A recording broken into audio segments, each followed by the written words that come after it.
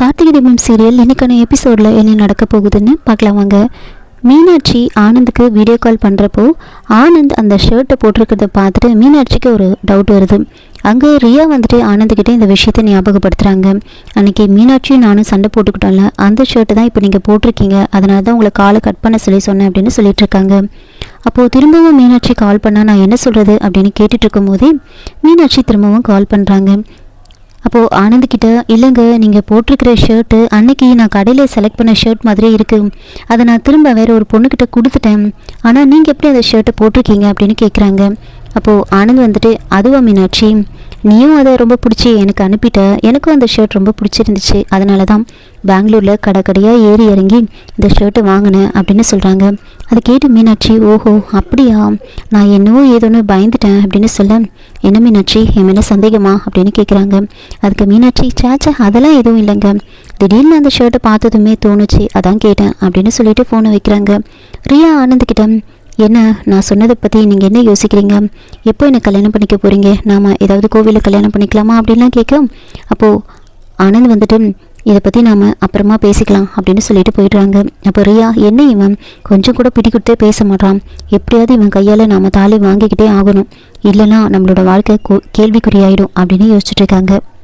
அங்கே தீபாவை பேட்டி எடுக்கிறதுக்காக ப்ரெஸ்ஸில் இருந்து நிறைய பேர் வந்திருப்பாங்க. மீனாட்சிக்கிட்டே இந்த விஷயத்த சொல்கிறாங்க. மீனாட்சி அதை கேட்டு ரொம்ப சந்தோஷப்படுறாங்க.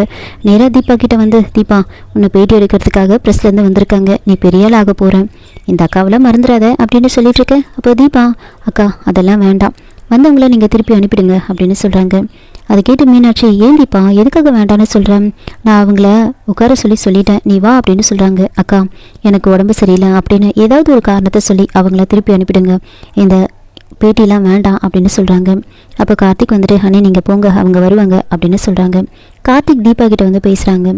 ஏங்க எதுக்காக நீங்கள் வேண்டான்னு சொல்கிறீங்க, நீங்கள் பேட்டி கொடுக்கறதுனால எல்லாருக்கும் தான் பெருமை, உங்களுக்கும் பெருமை, நம்ம வீட்டுக்கும் தான் பெருமை, உங்கள் அம்மா அப்பா இந்த ஊருக்கு அப்படின்னு எல்லாத்துக்குமே தான் பெருமை, நீங்கள் போயிட்டு பேட்டி கொடுங்க அப்படின்னு சொல்ல, அதுக்கு தீபா, இல்லை சார் வேண்டாம், நேற்று கோவிலில் நடந்ததை நினச்சாலே எனக்கு ரொம்ப கஷ்டமாக இருக்குது, என்னால் அத்தைக்கு ஏன் கஷ்டம், இப்போ நான் இன்டர்வியூ கொடுத்தா என்ன நினைப்பாங்கன்னு எனக்கு தெரியல, அதனால் அதெல்லாம் வேண்டாம் அப்படின்னு சொல்ல, அதுக்கு தீபா, அதுக்கு கார்த்திக் வந்துட்டு, இல்லை தீபா நீங்கள் தப்பாக புரிஞ்சிட்ருக்கீங்க, நேற்று அம்மாவுக்கு நடந்தது தற்செயலாக நடந்தது, உங்களால் எதுவும் கிடையாது, நீங்கள் உங்கள் மனசை போட்டு குழப்பிக்காதீங்க, நீங்கள் போயிட்டு பேட்டி கொடுங்க, அம்மா எதுவும் சொல்ல மாட்டாங்க அப்படின்னு சொல்கிறாங்க. அப்போது தீபா வந்துட்டு, சரி நீங்களும் என் கூட வாங்க அப்படின்னு கூப்பிட்றாங்க.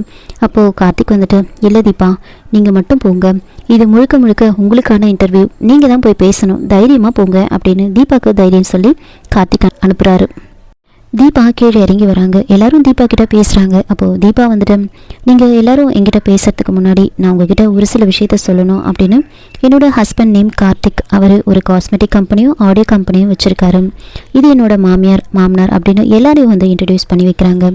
அதுக்கப்புறமா அவங்க கேள்வி கேட்குறாங்க. சொல்லுங்கள் மேடம், நீங்கள் எந்த ஊர், உங்களோட அம்மா அப்பா யார், எப்படி உங்களுக்கு இது மேலே ஆர்வம் வந்துச்சு அப்படின்லாம் கேட்குறாங்க. அப்போது தீபா வந்துட்டு, என்னோட சொந்த ஊர் காஞ்சிபுரம் பக்கத்தில் இருக்கிற சுங்குவாச்சத்திரம், என்னோட அப்பா நாதஸ்வரம் வாசிப்பார், என்னோட அண்ணன் தவில் வாசிப்பார், கோவிலில் ஒரு சில கச்சேரிங்கெல்லாம் அவங்க பண்ணுவாங்க, அவங்க கூட சேர்ந்து நானும் பாடுவேன், அப்படி கற்றுக்கிட்டது தான் இந்த பாட்டு, தனியாக எந்த ஒரு பாட்டு கிளாஸுக்கும் போல, அப்படி வந்தது தான் இந்த ஆர்வமும் கூட அப்படின்னு சொல்கிறாங்க. சரி நீங்கள் இந்தளவுக்கு வளர்ந்ததுக்கு காரணம் யாருன்னு நினைக்கிறீங்க, எப்படி நீங்கள் இந்த அளவுக்கு ரீச் பண்ணீங்க அப்படின்லாம் கேட்குறாங்க. உங்கள் வீடியோ இந்த அளவுக்கு வைரல் ஆயிருக்கு அப்படின்லாம் சொல்லி கேட்க, அப்போது தீபா வந்துட்டு, என்னோட வெற்றிக்கு பின்னாடி முழுக்க முழுக்க என்னோட ஹஸ்பண்ட் மட்டும்தான் இருக்கார் அப்படின்னு சொல்கிறாங்க. என் குடும்பமும் எனக்கு ரொம்ப சப்போர்ட் பண்ணாங்க, ஆனால் என்னோட ஹஸ்பண்ட் தான் என்னை ரொம்ப என்கரேஜ் பண்ணார், எப்போவும் எனக்கு சப்போர்ட்டிவாக இருந்தார், நான் வேறு எதுலேயும் வந்து கவனம் செலுத்தாமல் பாட்டில் மட்டும் கான்சன்ட்ரேட் பண்ணால் மட்டும் போதும்னு என்னை ரொம்ப வந்து எனக்கு சப்போர்ட்டிவாக இருந்தார் அப்படின்னு சொல்கிறாங்க. எல்லா ஆணுக்கு பின்னாடி ஒரு பெண் இருப்பாங்கன்னு சொல்லுவாங்க, ஆனால் என்னோட வெற்றிக்கு பின்னாடி என்னோட ஹஸ்பண்ட் மட்டும்தான் இருந்தார் அப்படின்னு கார்த்திகை பற்றியே சொல்லிட்டு இருக்காங்க. அப்போது தீபா வந்துட்டு அவங்கக்கிட்ட, எனக்கு மியூசிக் டைரக்டர் ஒருத்தவங்க வந்து சான்ஸ் கொடுத்துருக்காங்க, இப்போ நான் சினிமா பாட்டும் பாட போகிறேன் அப்படின்னு சொல்கிறாங்க. இதெல்லாம் கேட்டு அபிராமி ஒரு பக்கம் டென்ஷன் ஆகிட்டுருக்காங்க. அப்போது அவங்க எல்லாம் வந்துட்டு கார்த்திகோட அப்பா கிட்ட வந்து ஒரு சில கேள்வியெல்லாம் கேட்குறாங்க. உங்களுக்கு உங்கள் மருமக இந்த அளவுக்கு வளர்ந்தது எந்த அளவுக்கு சந்தோஷமாக இருக்குது, நீங்கள் அவங்களோட பாட்டை ரசிப்பீங்களா அப்படின்லாம் கேட்குறாங்க. அப்போது அவங்க அப்பா வந்துட்டு, அவங்க யாருன்னு தெரியறதுக்கு முன்னாடி அவங்களோட குரலை நாங்கள் ரசிச்சிருக்கோம் அப்படின்லாம் வந்து தீபா பற்றி பேசிகிட்டு இருக்காங்க. அடுத்ததான் அபிராமி கிட்ட ஒரு சிலதை கேட்கும் போது அபிராமி சாரி எனக்கு இந்த மாதிரி பேட்டி கொடுத்துலாம் பழக்கம் கிடையாது விட்டுருங்க அப்படின்னு சொல்லிட்டு அபிராமி அங்கேருந்து எழுந்திரிச்சு போயிட்டாங்க.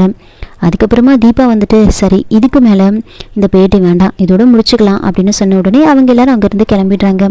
அபிராமி ரூமுக்கு போயிட்டு ரொம்ப டென்ஷனாக இப்படி அப்படியே நடந்துட்டுருப்பாங்க.